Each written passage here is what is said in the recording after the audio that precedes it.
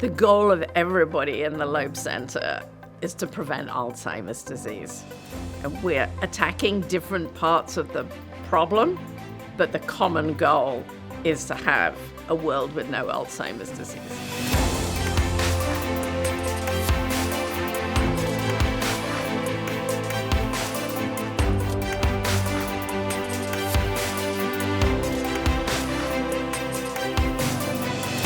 What a moment in time to celebrate the 10th anniversary of the Ronald M. Loeb Center for Alzheimer's Disease. It's hard to imagine that it's been a decade since Margaret and Dan Loeb made this transformational gift to Mount Sinai to name the center, which in turn made it possible for us to recruit Dr. Alison Goat, a world leader in Alzheimer's disease research. When I moved to Mount Sinai to set up the Loeb Center, my goal was to set up a center where we could go from bench to bedside. What we wanted to be able to do was to understand the fundamentals of disease, to develop therapeutics or diagnostics, and then apply them to patients in the clinic. And in order to do that, we need to have scientists who were interested in the genetic risk factors that lead to disease, stem cell biologists who could make human models of the disease, computational scientists who could put information together from the genetics to identify pathways that we might be able to modulate with drugs. And during the last 10 years, we have built an amazing team of individuals who are at the forefront of this kind of research. This would not have been possible without the gift from Dan and Margaret Loeb. It was a no-brainer that Mount Sinai was the place to go. The resources at our disposal to reach for the stars, and also a mindset and a mentality where if you see an obstacle, remove it, and we'll help you do that. My lab is focused on understanding the role that blood vessels play in brain health and disease. We've demonstrated that blood vessel plasticity is really core to brain aging trajectories, that some of these molecules that regulate blood vessel plasticity change with age. We hope and we think that if we go after these pathologies, we may succeed in pushing off dementia by a number of years, and that would be a huge win. What my lab is doing right now that's really novel and really exciting is that we're looking at the brain from a unique perspective. We're widening our lens of focus outside of the brain. What we're able to do is show that changing something that's happening in the systemic environment outside of the brain is able to change the brain's health, and whether changing the levels of proteins within the blood is having an effect on important cells for the regulation of Alzheimer's pathology. One way we're doing this is by taking proteins or factors that are associated with young blood and then giving those to older animal models, revitalizing brain function. And I think that's something that has been unique as a focus for the Loeb Center. Our lab bridges the basic neurobiology with clinical practice. One of the main things we bring from patients is clinical insights. We have brain MRI that allows us to look into patterns of atrophy and understand progression of the disease, and start bringing those insights back into the lab. What our lab is really trying to understand is why certain brain regions in particular cell types accumulate that lead to neuronal loss and neurodegeneration.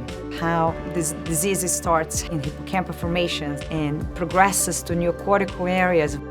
Being a physician scientist is really a game changer. You can do something to improve human health, to help relieve suffering. Computational advances play a key role in our approach to understanding Alzheimer's disease, mainly because our approach is based on analysis of tens of thousands, hundreds of thousands of people, and very large data from each of these people. Traditionally, Alzheimer's disease research has been rooted in what used to be the starting point, what we call the wet lab, where we have mice and cells and microscope to do experiments. But we now don't start with the animal models or the cellular models. We start with real people and big data from large population of humans. And we combine these two aspects within the same lab. Our strength is in combining these two modes of investigation and groups of experts under the same roof within the same lab. So there's no messages lost in translation. And that's really what I think has revolutionized the field. My lab is trying to recreate a visual timeline of how Alzheimer's disease progresses in specific people's brains. We take patient-derived stem cells to build mini brains in the laboratory, where you can take basically skin cells or blood cells from any individual, and you can reprogram them back to the embryonic state. And we can edit these using CRISPR technology to have genes that cause risk factors for Alzheimer's disease. And we can replay the events of Alzheimer's disease in the laboratory and really learn what are the molecular processes that drive this and identify specific drugs that can block those processes to help impact human lives.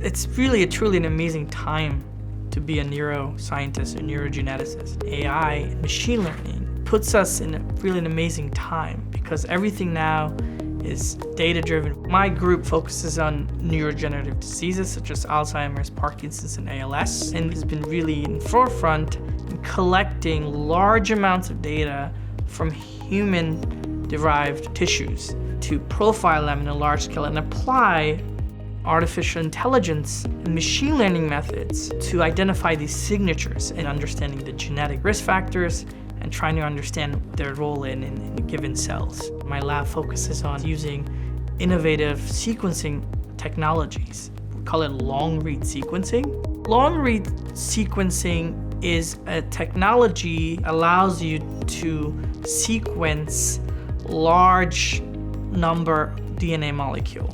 With this new technology, we can pull down the intact gene, the entire gene, rather than in pieces, and study the entire molecule in one go, which is really revolutionary.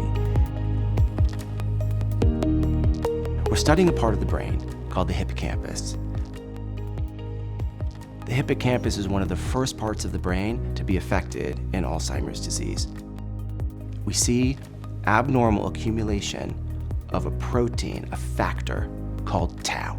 When the tau aggregates, it forms something inside the neurons called the neurofibrillary tangle. Many people believe that it's those neurofibrillary tangles that are killing and driving the neurodegeneration in Alzheimer's disease.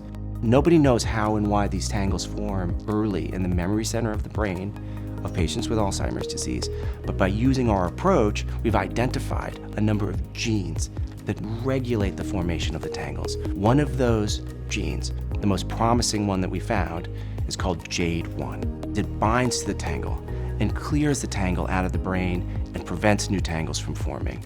We're very optimistic that by targeting JADE1, we're going to be able to come up with a treatment for Alzheimer's disease.